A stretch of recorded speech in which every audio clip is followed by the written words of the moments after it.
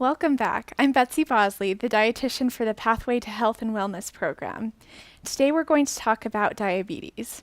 Diabetes is a very common disease in our nation, and the sad part is it's very preventable. A large part of the reason why researchers think that people get diabetes is excess calories and a poor diet. Part of this poor diet thing is that we tend to eat a lot of refined carbohydrates, as well as things like red meat and high-fat dairy. And all of these foods have been linked with increased risk of diabetes. Today we're going to talk a little bit more about refined grains. The difference between a whole grain and a refined grain will be fiber. Fiber tends to fill us up very quickly and without a lot of calories. So it's a great choice for anyone that's trying to watch their weight.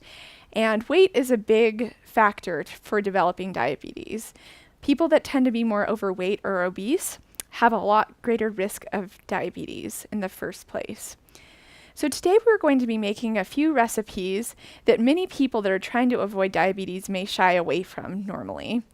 Those foods are going to be a pizza and then a salad with fruit on it. And some people shy away from fruit completely when they're trying to avoid diabetes.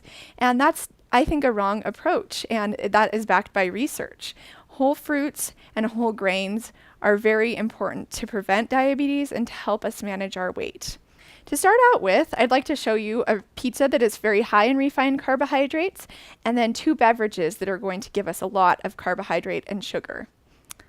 This first drink right over here is our Coke, and for a bottle of Coke, it's 65 grams of carbs, 65 grams of sugar, so it's just straight sugar, no, other types of carbohydrate, and forget about fiber.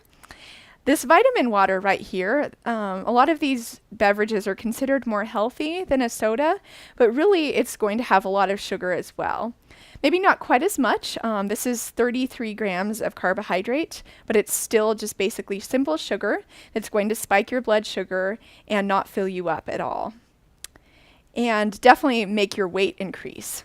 Same thing with this pizza right here. And this pizza is very high in refined carbohydrate.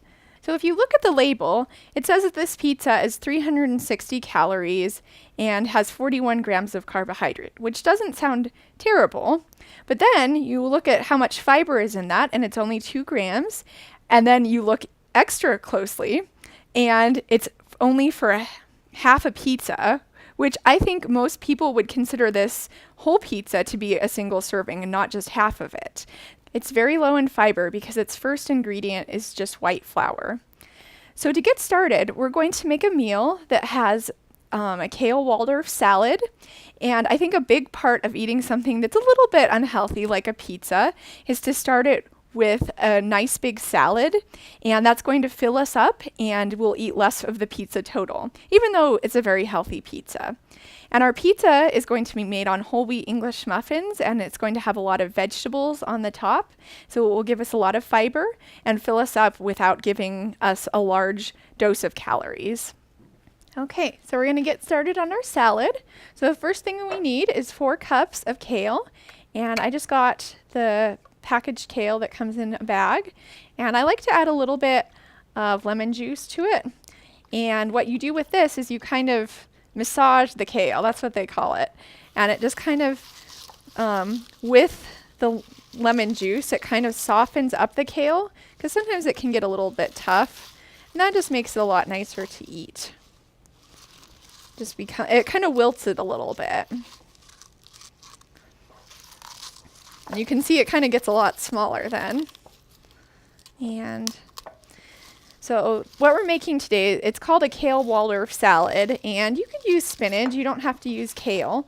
But one of my favorite kind of holiday meals when I was growing up was Waldorf salad, which probably many of you have had, and it's got apples in it and walnuts and things, but it has a lot of mayonnaise on top too, so it tends to not be quite as healthy. So this is kind of a makeover of that salad. And so now that we've done that, we are going to add about a half of an apple. This is a lot more than a whole apple, so we'll just kind of estimate until it looks really pretty. Okay, Add a little bit more. And that's just going to add some nice sweetness and some good fiber. And then we need a cup of celery, and that's another really important ingredient in the salad. We're going to do a 1/4 cup of craisins, and you can do other different types of flavors if you like. You could do the cranberry, or the regular craisins are cranberry, but you could do the cherry craisins or pomegranate craisins, whatever you like. And I think that adds a really nice color to it. And then we're going to add a 1/4 cup of walnuts that are chopped and roasted. And so now this is looking really good. And the next part is we're going to make our own homemade dressing. And so the ingredients for that is the other half of the apple. And this one is not chopped up as finely because we don't really need it if we're going to blend it. Then we have the other 1/4 cup of walnuts. So we'll toss that in. And then we have to add our liquid ingredients. And actually, we're going to add a few more craisins. So we're going to add 2 tablespoons of craisins. Love craisins. And I think this is a really good salad for kind of some holiday gatherings. I've made this for Thanksgiving a few times, so I think it's really festive. And so we're going to have some Dijon mustard. So we'll add 2 tablespoons of that. And so we're getting some extra water, as always happens. That's okay. It'll make our dressing a little extra juicy. So 2 tablespoons of that, approximately. And that gives it kind of a little bit of tartness almost. And then we'll do 2 tablespoons of water. I'll just dip it in.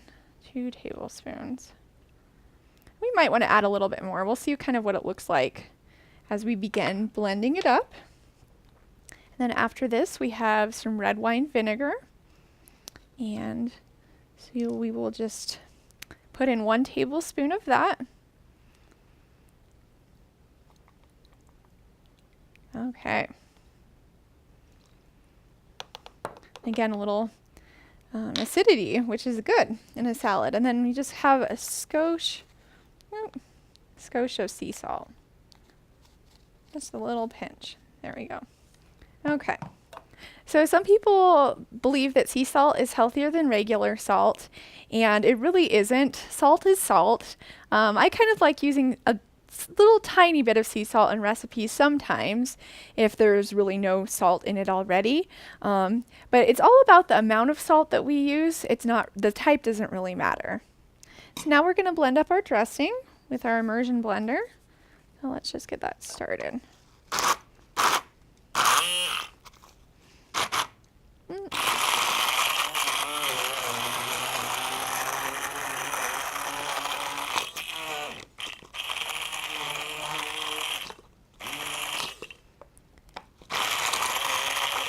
And we'll have lots of the little bits of the dried fruit that don't want to blend. So we'll keep blending it.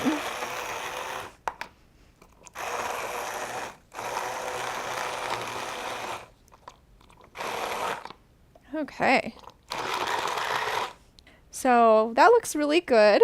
You want it a little thick so you could kind of spoon it on there. And that's definitely something that's really going to fill you up. So you tend to eat a lot less pizza. So if you're not eating a pizza as healthy as our pizza today, this is a really great beginning to any kind of pizza dinner. Okay, so now that we've kind of topped our salad, you can toss that a little bit. I'm just going to kind of leave it like this for now.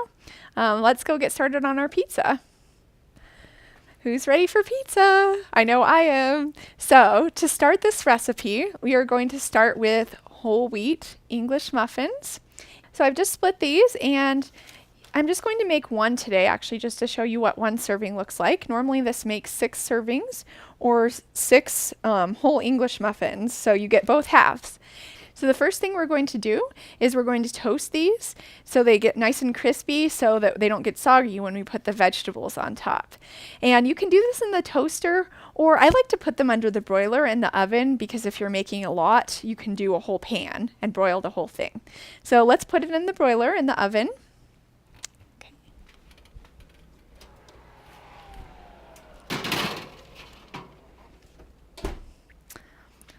All right, so now we're going to saute the vegetables. So the first thing we're going to add is 2 tablespoons of olive oil. And olive oil is another one of our really heart-healthy oils.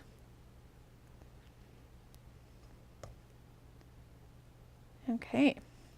Next, we're going to add the really good stuff, and that is all of our delicious vegetables.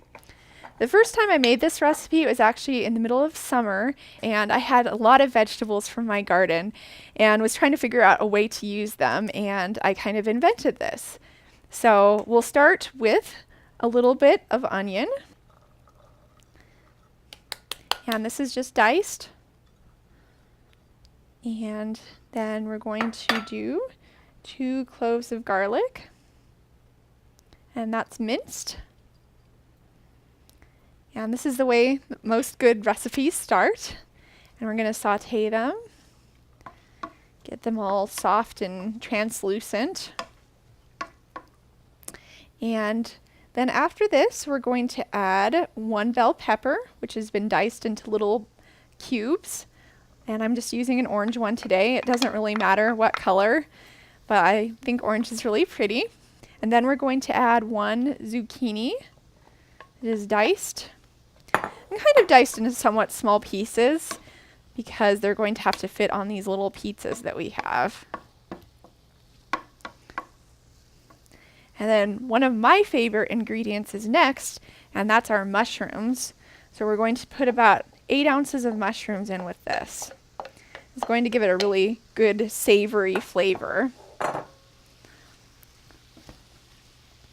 So we'll let this saute for a little while. It's going to need a bit of time to cook everything down a bit.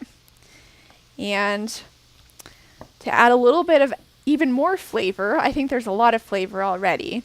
This is one of my favorite ingredients right here to make with Italian food, and it's fennel.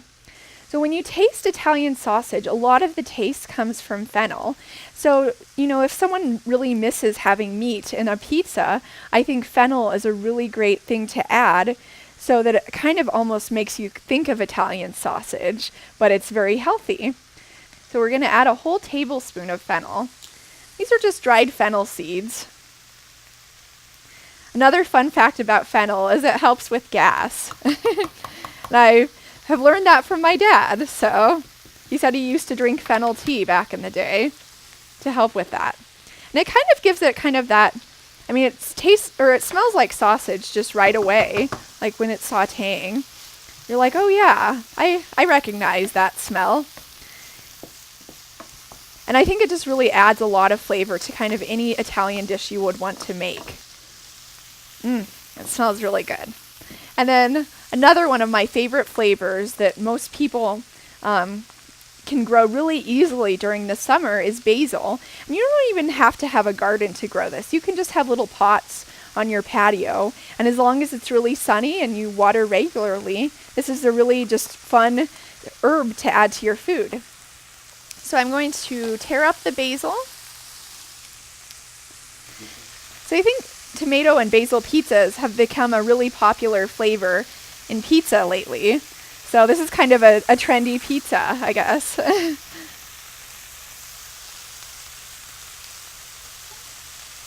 Okay, so we're just going to tear up all that basil. And it smells delicious. And let's go check on our bread. I'll be right back. So we just pulled our English muffins out of the oven.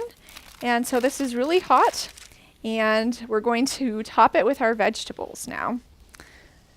So, and the vegetables are nice and sauteed. They really shrunk a lot. That's one thing about cooking vegetables is they get a lot smaller. But it's kind of nice because it's a good way to get a lot of vegetables, and it really doesn't feel like you're eating a lot. So that's kind of what this looks like.